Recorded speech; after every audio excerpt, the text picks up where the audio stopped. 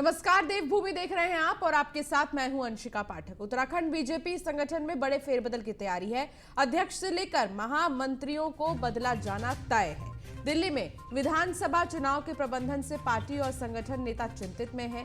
दिल्ली गए एक बड़े नेता और पूर्व केंद्रीय मंत्री को भी नसीहत। सूत्रों के हवाले से जानकारी मिल रही है कि दिल्ली स्थित आवास खाली करने की भी नसीहत दी गई है। तो बड़ी खबर है और ऐसे में आपको बता दें कि उत्तराखंड बीजेपी संगठन में बड़े फेरबदल की तैयारी है। अध्यक्ष से लेकर महामंत्रियों को बदला जाना तय है। दिल्ली में विधानसभा चुनाव के प्रबंधन से पार्टी और संगठन नेता चिंतित हो गए हैं। सूत्रों के हवाले से यह भी जानकारी है कि दिल्ली गए एक बड़े नेता और पूर्व केंद्रीय मंत्री को नसीहत दी गई है। दिल्ली स्थित आवास खाली करने की भी नसीहत दी गई है। सुदीप जैन हमारे विशेष संवाददाता हमारे साथ जुड़ गए हैं। सुदीप, उत्तराखंड में क्या ऑल इज ओके? क्योंकि इस तरीके से नसीहत दी जा रही है तमाम नेताओं को आवास खाली करने के लिए और साथ ही फेरबदल की भी बातें अब सामने आ रही हैं। देखिए, उत्तराखंड में 14 फरवरी को जो मतदान संपन्न हुआ था, इसके नतीजे 10 मार्च को आ जाएंगे और पार्टी कहां खड़ी है उसका आपकी बात 7 पार का नारा कितना सटीक साबित हुआ, ये स्पष्ट हो जाएगा। इन सबके बीच सीटवार चर्चाओं के बीच अलग अलग नेताओं का दिल्ली जाना जारी है। मुख्यमंत्री 2 बार, प्रदेश अध्यक्ष 1 बार, पूर्व केंद्रीय मंत्री निशंक 1 बार होके आ चुके हैं। संगठन के सूत्र ऐसा बताते हैं कि जिस प्रकार से भारतीय जनता पार्टी के उत्तराखंड के प्रदेश अध्यक्ष मदन कौशिक पर चुनाव के बाद आरोप लगे, उन पर शुरुआत में चुनाव के दौरान ये भी आरोप लगे कि संगठन का काम ठीक गति से नहीं हो पा रहा है और वो अपनी हरिद्वार सीट को लेकर चिंतित हैं। पहला बिंदु, इस बिंदु को पार्टी ने अलग अलग स्तर से जो फीडबैक लिया है उसके आधार पर मदन कौशिक इसमें फिट नहीं बैठ रहे। तो माना यह जा रहा है कि चुनाव परिणामों के बाद वैसे भी 2023 से पहले संगठन में फेरबदल होना है, पर माना यह जा रहा है कि चुनाव परिणामों के ठीक बाद ये फेरबदल हो सकता है। जहां तक आवास खाली करने का मसला है, तो पूर्व केंद्रीय मंत्री और पूर्व मुख्यमंत्री डॉक्टर रमेश पोखरियाल निशंक रविवार को दिल्ली गए थे। रविवार को इनको यहाँ हिदायत दी गई है कि केंद्रीय मंत्री रहते हुए इनको एक आवास मिला था, वो शायद अभी तक खाली नहीं हुआ है। ये सूत्रों ने बताया है। पार्टी ने उत्तराखंड में हुए चुनाव पर इनका फीडबैक तो लिया ही। ये पार्टी के बड़े नेता हैं और इनसे सूत्र ऐसा बताते हैं कि इनसे बंगला खाली करने को, आवास खाली करने को भी कहा गया है। भारतीय जनता पार्टी 7 तारीख को एक बड़ी बैठक कर रही है, जिसमें चुनाव में परफॉर्मेंस के आधार पर अपनी क्या तैयारियां रही और गणना में क्या किसकी दायित्व देनी है, काउंटिंग में इस पर बैठक करेगी और परिणामों के बाद माना जा रहा है कि संगठन में बड़े फेरबदल देखने को मिलेंगे। हालांकि फेरबदल तो होगा ही, लेकिन सवाल यह है सुदीप कि क्या चीज बेस बनेगी फेरबदल में और किन चीजों को ध्यान में रखकर ये फैसला लिया जाएगा? जी देखिए, 2 बातें महत्वपूर्ण हैं। प्रदेश महामंत्री राजू भंडारी हैं, ये सीधे तौर पर मुख्यमंत्री निशंक की खटीमा विधानसभा सीट पर टिकट से पहले ही इस सीट को लेकर विशेष चिंतित रहे हैं और चिंतित इस प्रकार से नहीं कि पार्टी जीते, चिंतित इस प्रकार से कि कैसे भी उनका जो दावा है इस सीट पर अधिक बने और मुख्यमंत्री की सीट पर उनको उनके अपने कारणों से उनकी निगेटिव रिपोर्ट पार्टी को मिली है, पहली बात। दूसरी बात, जो सुरेश भट्ट है प्रदेश महामंत्री संगठन, वो काला ढूंगी से टिकट मांग रहे थे। टिकट न मिलने पर वो नाराज होकर चले गए। जब दिल्ली के बड़े नेताओं ने उनको संपर्क किया तब वो कुमाऊं गए। ये बहुत स्पष्ट है और पार्टी के हर व्यक्ति को इस बात का पता है। तो ये 2 नेता तो सीधे तौर पर माना जा रहा है कि इनका रिप्लेसमेंट होगा। इसके साथ ही प्रदेश अध्यक्ष मदन कौशिक जिस दिन से प्रदेश अध्यक्ष बने हैं, उनकी एक्सेप्टेंस नहीं हो पा रही है, विशेषकर पहाड़ में, और कार्यकर्ताओं से वो कनेक्ट नहीं हो पाए। हालांकि पार्टी की मजबूरी ये थी कि चुनाव में संपन्न कराने में समय कम था, इसलिए प्रदेश अध्यक्ष बदलने पर निर्णय नहीं हो सका। हाँ, एक कार्यकारी अध्यक्ष बनाए जाने की चर्चाएं जरूर प्रबल रही, पर वो भी निर्णय पार्टी ने चुनाव देखते हुए नहीं लिया। अब चुनाव संपन्न हो चुके हैं। 2023 में पंचायत के चुनाव है और 2024 में लोकसभा के चुनाव है। लिहाजा पार्टी अपने संगठन में एक बड़े ओवरहॉलिंग की तैयारी में है। अब इन सब के बीच सुदीप, एक सवाल ये भी है कि आखिर भारतीय जनता पार्टी में सब कुछ ठीक क्यों नहीं रहता पहले से ही? ये मिस कोऑर्डिनेशन आता कहां से है? देखिए, जो संगठन के लोग हैं, यदि वही टिकट के लिए लोलुप हो जाएंगे, प्रदेश अध्यक्ष अपनी सीट पर सिमट जाएंगे, तो निश्चित तौर पे समस्या आनी है। और इसकी एक बड़ी वजह यह है कि उत्तराखंड में भारतीय जनता पार्टी ने भी 5 साल में 3 मुख्यमंत्री बदले, तो उसको प्रदेश अध्यक्ष के समक्ष में ठाकुर, ब्राह्मण, गढ़वाल कुमाऊं का भी कॉन्फ़िगरेशन लाना था। यही मजबूरी थी। जब कुमाऊं से ठाकुर मुख्यमंत्री पुष्कर सिंह धामी लाए गए तो गढ़वाल से चूंकि उस वक्त बंशीधर भगत प्रदेश अध्यक्ष थे, वो कुमाऊं के ठाकुर हैं, लिहाजा गढ़वाल के हरिद्वार जिले से ब्राह्मण नेता मदन कौशिक को जिम्मेदारी दी गई, जो 4 बार से चुनाव जीतते आए हैं। उनको कैबिनेट मंत्री से हटाकर प्रदेश अध्यक्ष बनाया गया। तो पार्टी की मजबूरी थी कि उसको दोनों मंडलों को साधना था, जात कास्ट फैक्टर को भी संभालना था। लिहाजा निर्णय आनंद फानंद में लिया गया, क्योंकि पार्टी चुनाव मोड में बढ़ चुकी थी। तीसरा मुख्यमंत्री आ चुका था, प्रदेश में एक निगेटिव मैसेज था, उसको पॉजिटिव में कन्वर्ट करना, चुनाव को अपने पक्ष में लाना। लेकिन अब पार्टी इन चीजों से फ्री हो चुकी है। अब उस संगठन में बड़े फेरबदल की तैयारी में है और सूत्र बताते हैं कि महामंत्री संगठन, प्रदेश महामंत्री और प्रदेश अध्यक्ष, ये तीनों बदले जाने लगभग तय हो चुके हैं। बस दिन और समय का इंतजार है। ठीक है सुदीप, बहुत शुक्रिया इस तमाम जानकारी के लिए। तो वहीं सचिवालय स्थित मुख्यमंत्री कार्यालय में आग लग गई। सुरक्षा कर्मचारियों ने आग पर काबू पाया है। शॉर्ट सर्किट के चलते एसी में आग लगी। सीएम कार्यालय में मौजूद थे अपर मुख्य सचिव आनंद वर्धन। अधिकारियों ने मामले की जांच के आदेश दे दिए हैं। तो अचानक से शॉर्ट सर्किट के चलते आग लग गई। वहीं यूक्रेन से अब तक उत्तराखंड के कुल 63 विद्यार्थी सकुशल वापस आ चुके हैं। प्रदेश के 282 लोग यूक्रेन और उसके आसपास के देशों में फंसे हैं। यूक्रेन में फंसे छात्रों के सकुशल वापसी के लिए केंद्र और प्रदेश सरकार की ओर से प्रयास तेज कर दिए गए हैं। यूक्रेन से गुरुवार सुबह तक कई विमानों से अब तक उत्तराखंड के 63 छात्र अपने देश पहुंच चुके हैं। बता दें कि DM doctor R Rajesh Kumar ने छात्र समृद्धि और विनायक थपलियाल के आवास पर मुलाकात करने पहुंचे थे। वहां उन्होंने परिजनों से मुलाकात कर उन्हें छात्रों की जल्द भारत वापस लाने की बात कही थी।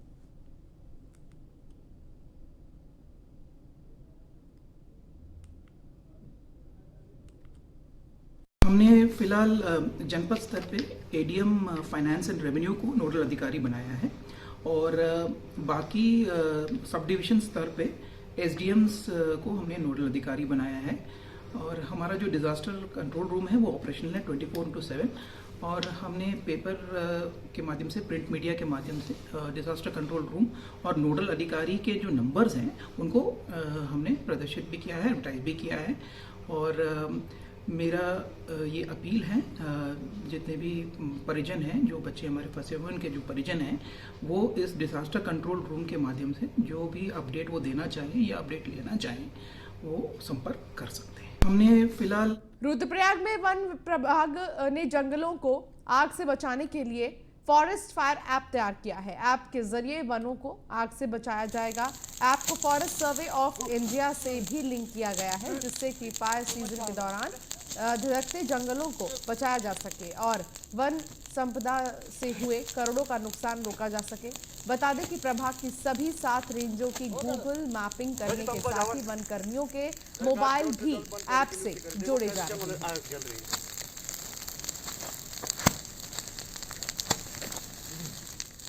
फायर के प्रति जागरूकता और प्रचार प्रसार के लिए हम लोगों के द्वारा पिछले वर्ष फॉरेस्ट फायर रुद्रप्रयाग ऐप का निर्माण किया गया था और इस साल उसी ऐप को और उसी सिस्टम को हमारे द्वारा थोड़ा अपग्रेड किया गया है और व्यापक स्तर पर गांवों में गोष्ठियां की जा रही हैं हमारे संबंधित फील्ड स्टाफ द्वारा और ग्रामीणों को अधिक से अधिक संख्या में ऐप को जो है इंस्टॉल कराने का प्रयास किया जा रहा है।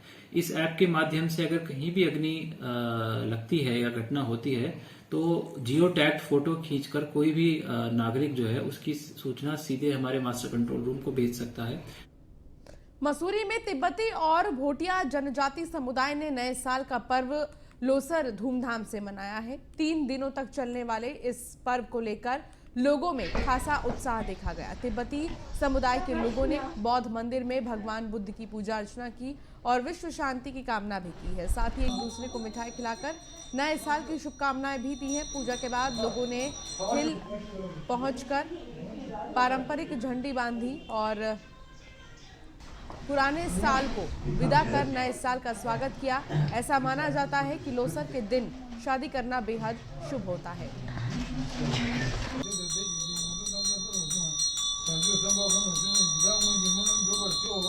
Latina और हम वैसे 15 दिन तक मनाते हैं। वैसे मतलब मोस्टली जब जो है वो 3 दिन में ख़त्म हो जाता है। और आज के दिन है हम हमारे गुरु दलाई लामा वगैरह के लिए मतलब लंबी उम्र के लिए मांग करते हैं। और दूसरे दिन हम फिर दूसरा तीसरे दिन हम मतलब फेस्टिवल जैसे मनाते हैं। ऐसा है, ये जो हमारा परंपरा में 3 दिन का लोसर जो मनाने का एक परंपरा हमारा है। लोसर की मतलब है हमारा टिबेटन लूनर कैलेंडर का जो नया साल शुरू होता है उसको लोसर्स बोलते हैं। हम 3 दिन लोसर मनाते हैं और पहले दिन में हम जितना भी हमारा यहाँ पे मंदिर हो गया, लामा हो गया, सबके दर्शन करने जाते हैं। और दूसरे दिन में हम लोग क्या करते हैं कि हमारे जितना भी हमारे लीडर्स है और हमारा हिज ऑनेस्ट दलाई लामा जी है, सबको हम लोग शुभकामनाएं देते हैं। और तीसरे दिन में हम लोग क्या करते हैं, सब जितना भी हमारा यहाँ पे रहने वाला है सब इकट्ठा होके ऊपर जो दलाई हिल में जाएगा, दलाई हिल में हमारा एक स्पेशल पूजा होता है। इस तरह से हम लोग 3 दिन का। ऋषिकेश में रक्तदान शिविर का आयोजन किया गया। भरत मंदिर के महंत अशोक की याद में ये कैंप लगाया गया है, जिसमें अभी तक 100 से ज्यादा युवा रक्तदान कर चुके हैं, जबकि 300 यूनिट रक्तदान करने का लक्ष्य आयोजकों की ओर से निर्धारित किया गया है। युवाओं में रक्तदान को लेकर खासा उत्साह देखने को मिला। तो वहीं महंत वत्सल शर्मा ने कहा कि स्वर्गीय महंत अशोक प्रपन्नाचार्य की स्मृति में हर साल रक्तदान शिविर लगाया जाता है।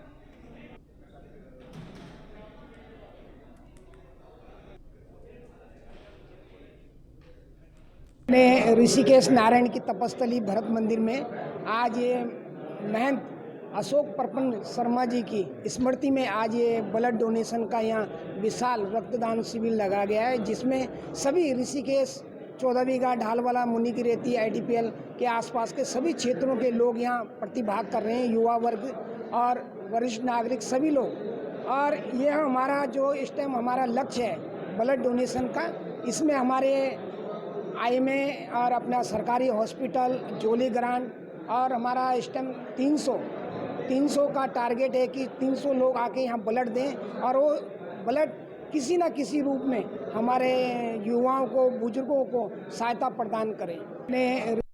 उत्साह बहुत ज़्यादा है।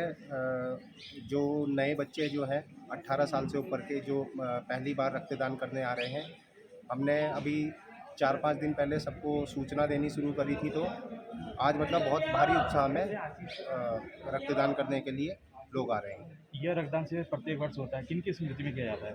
ये पूजनीय स्वर्गीय महंत श्री अशोक प्रपन्नाचार्य जी की स्मृति में ये कैंप प्रतिवर्ष किया जाता है। उत्साह मसूरी उपजिला चिकित्सालय में ANM यानी ऑक्सिलरी नर्स ना होने के कारण लोगों को भारी परेशानी का सामना करना पड़ रहा है। गर्भवती महिलाओं के साथ दूधमुहे बच्चों के टीकाकरण में भी परेशानियों का सामना करना पड़ रहा है। बता दें कि आसपास के क्षेत्रों के दर्जनों गांव ऐसे हैं जो अस्पताल पर निर्भर है, लेकिन 6 महीने पहले ANM के रिटायर हो जाने से परेशानी बढ़ गई है। स्वास्थ्य विभाग की तरफ से हफ्ते में 1 दिन ANM की ड्यूटी लगाई जाती है, लेकिन पिछले 2 हफ्तों से ANM गायब है, जिससे लोगों को बेहतर स्वास्थ्य सुविधाएं उपलब्ध नहीं हो पा रही हैं। तो वहीं मसूरी भाजपा मंडल अध्यक्ष मोहन पेटवाल ने CMS डॉक्टर यतेंद्र सिंह से ANM की परमानेंट नियुक्ति किए जाने की मांग की है। हमारे यहाँ की परमानेंट ANM रिटायर हुई है, तब से उनकी जगह कोई आया नहीं है।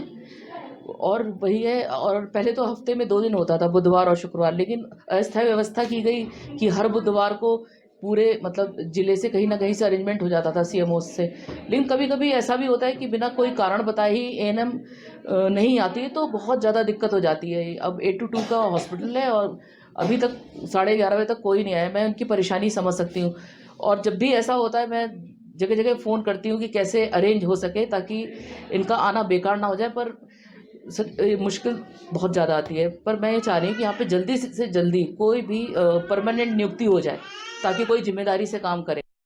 काफ़ी लोग दूर दराज से, चाहे थतूर से हों, चाहे कैंपटी से हों, चाहे नैनबाग से हो, छोटे छोटे बच्चों को लेकर यहाँ पे आए थे और हर बुधवार को यहाँ पर जो है टीकाकरण होता था। लेकिन पोलियो की ड्राइव चल रही है, उसकी वजह से एएनएम और जो यहाँ पर आशा कार्यकर्ता हैं वहाँ पे नहीं है। अभी मैंने जो सीएमएस हैं डॉक्टर यदि उनसे बात की है और उन्होंने ये कहा है कि 10 तारीख के बाद जैसे ही आचार संहिता हटेगी यहाँ पर हम एक परमानेंट एएनएम भी देंगे और आगे से जो है हर बुधवार को यहाँ पर टीकाकरण होगा। मैंने उनसे निवेदन किया है कि आप आगे से जो है हॉस्पिटल के बाहर कम से कम एक प्रिस्क्राइब फॉर्म लिख दें कि भाई इस दिन यहाँ पर टीकाकरण होना, ताकि लोग दूर दराज से जो लोगों को यहाँ पर असुविधा ना हो। लेकिन मैं देख रहा हूँ कि जिस तरह से यहाँ पर लगातार मरीजों की संख्या बढ़ रही है, लोग यहाँ पर इलाज के आ रहे हैं और जैसे ही अभी आचार संहिता हट जाएगी तो एक प्राथमिकता रहेगी माननीय मंत्री जी की यहाँ पर ओटी की व्यवस्था हो, क्योंकि यहाँ पर गायनो सर्जन यहाँ पर शैली सिंह जी हैं, डॉक्टर शैली सिंह जी हैं, तो निश्चित ही उनका लाभ तभी मिलेगा जब यहाँ पर ओटी होगा। उत्तराखंड एसटीएफ को मिली बड़ी सफलता, जहां 19 लाख की साइबर धोखाधड़ी में 2 अभियुक्त गिरफ्तार किए गए हैं। साइबर पुलिस टीम ने दिल्ली से ठगों की गिरफ्तारी की है। नाइजीरियन गिरोह से जुड़े हो सकते हैं अभियुक्तों के तार। टीम ने 25 एटीएम समेत 114 बैंक अकाउंट की पासबुक भी बरामद की है।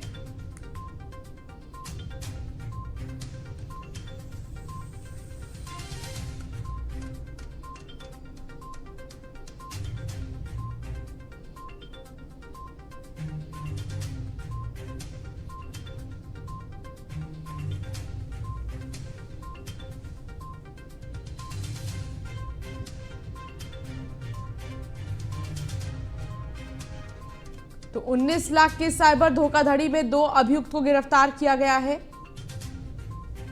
साइबर पुलिस टीम ने दिल्ली से ठगों की गिरफ्तारी की है।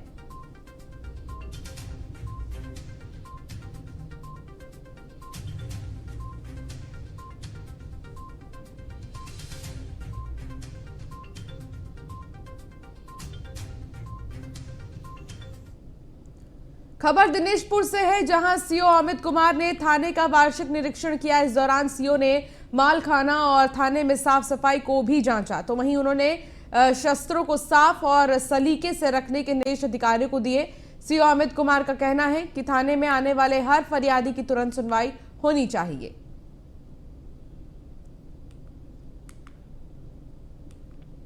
थाना दिनेशपुर का वार्षिक निरीक्षण किया गया। इसमें यहाँ के असलों के बारे में जानकारी की गई। असले संख्या में पूरे मिले, इनको खुलवा के चेक करवाया गया। इसमें साफ़ सफाई की कमी पाई गई, उसके संबंध में निर्देश दे दिए गए हैं।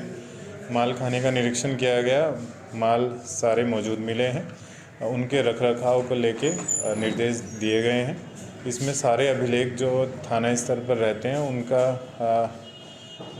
उनको लोकित किया गया। उनमें जो कमियां पाई गई थी उनको निर्देशित कर दिया गया है दुरुस्त करने के लिए। थाना दिनेशपुर। गदरपुर के शंकर नगर गांव में सड़कों की हालत खराब है, जिसके चलते सामाजिक कार्यकर्ता सड़क निर्माण की मांग को लेकर सांकेतिक धरने पर बैठे हैं। तो वही वरिष्ठ पत्रकार सतीश बत्रा का कहना है कि अपनी शादी की सालगिरह के दिन वो खुद धरने पर बैठे हैं, क्योंकि ये सड़क पिछले 10 साल से टूटी हुई है और किसी भी सरकार ने आज तक इस समस्या का समाधान नहीं निकाला। उनका कहना है कि स्कूल में आने जाने वाले बच्चों को भी परेशानी का सामना करना पड़ता है। स्कूल प्रबंधक संजय सिंह ने कहा कि यहाँ पर एक निजी स्कूल है जिसमें 1400 से ज़्यादा छात्र हैं। उनका कहना है कि ग्रामीणों ने कुछ दिन पहले रोड नहीं तो वोट नहीं का नारा भी दिया था, लेकिन किसी सरकार या अधिकारी ने इस सड़क की ओर देखने का काम नहीं किया।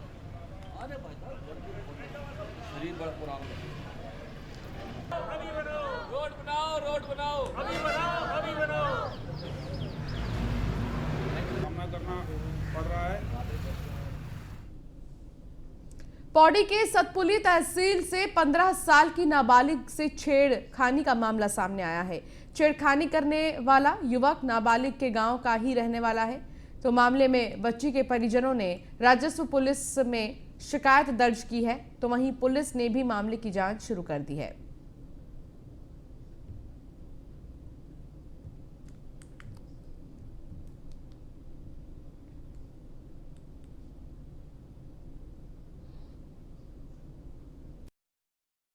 तहसील सतपुली के क्षेत्र अंतर्गत 25 फरवरी को एक मामला हमारे संज्ञान में आया, जिसमें तहरीर द्वारा हमें बताया गया है कि एक नाबालिग बालिका जिसकी उम्र लगभग 15 वर्ष है के साथ में कोई छेड़खानी की गई है। इस मामले में राजस्व उप निरीक्षक द्वारा FIR दर्ज कर लिया गया है तथा साथ साथ में हमने बालिका का मेडिकल भी करा दिया है। इसके साथ साथ इस मामले को रेगुलर पुलिस को ट्रांसफर करने के लिए हमने जिलाधिकारी महोदय कार्यालय को भी अवगत करा दिया।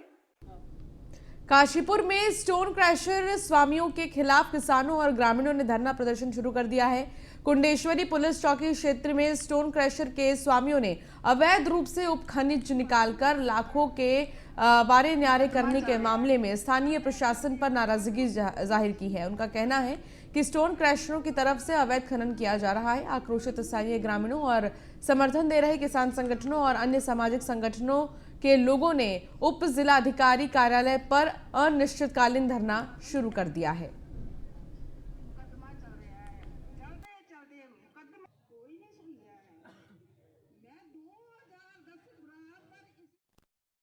मामला ये है कि वहाँ पर कुछ क्रेशर्स द्वारा 100 फीट गड्ढे दर्जनों एकड़ों में गहरे कर दिए और वहाँ पर पानी जो है 10-12 स्क्वायर फीट पे आ जाता है। इन्होंने ये जुड़का कुंडेश्वरी क्षेत्र में, ये जो अपना तराई का क्षेत्र है, वहाँ पर इन्होंने बड़ी बड़ी मोटरें लगाकर, इतनी बड़ी मोटर है कि सामान्य मोटरें 5 और वो एक मोटर, वहाँ पर 340 मोटरें लगाकर एक जाने ने इतना पानी निकाला। वहाँ से आगे पानी गया, उससे हमारी गेहूं खराब हुई। वो तो हुआ उसके साथ साथ के जो गांव थे वहाँ पर नलों का पानी सूख गया, क्योंकि वहाँ पर 30-35-40 फुट पे नल लगे होते हैं।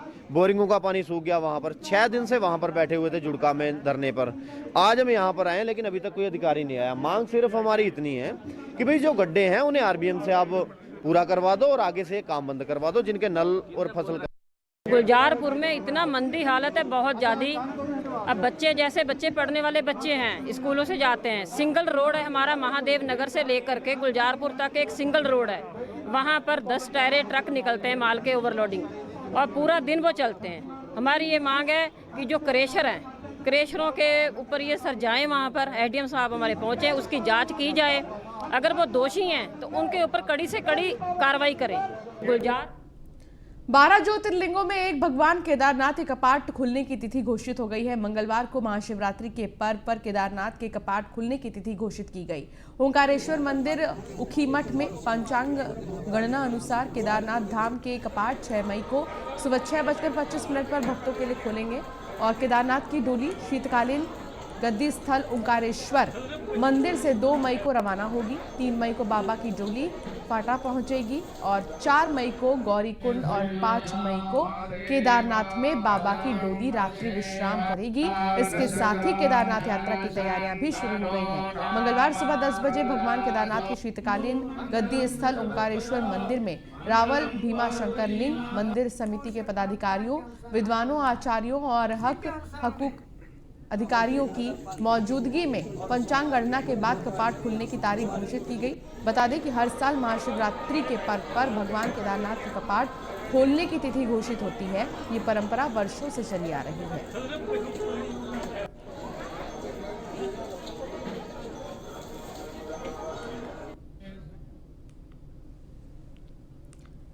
हरिद्वार पुलिस को बड़ी सफलता हाथ लगी है। टीम ने ज्वालापुर क्षेत्र के पौष कॉलोनी नक्षत्र वाटिका में मकान का ताला तोड़ लाखों के जेवर और नकदी चोरी करने वाले आरोपियों को पुलिस ने दबोच लिया है।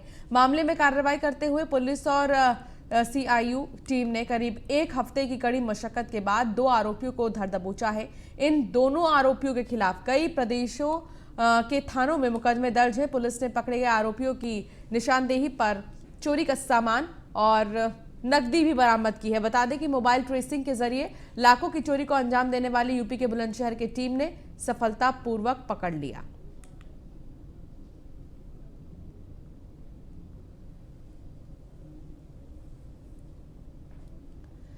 सिद्धार्थनगर में ड्यूटी निभाने के बाद DM दीपक मीणा और पुलिस अधीक्षक डॉक्टर यशवीर सिंह ने अपने परिवार के साथ नौगढ़ ब्लॉक के तेतरी प्रथम में मतदान किया। तो तस्वीर आपको दिखा रहे हैं।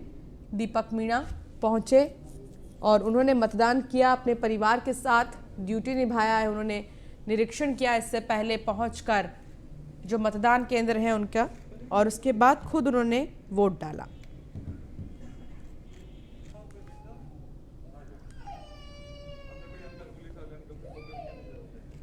तो सिद्धार्थनगर में आप देख रहे हैं दीपक मीणा जो कि जिलाधिकारी हैं, वो अपने परिवार के साथ पहुंचे मतदान केंद्र। यहां पर उन्होंने वोट डाला है।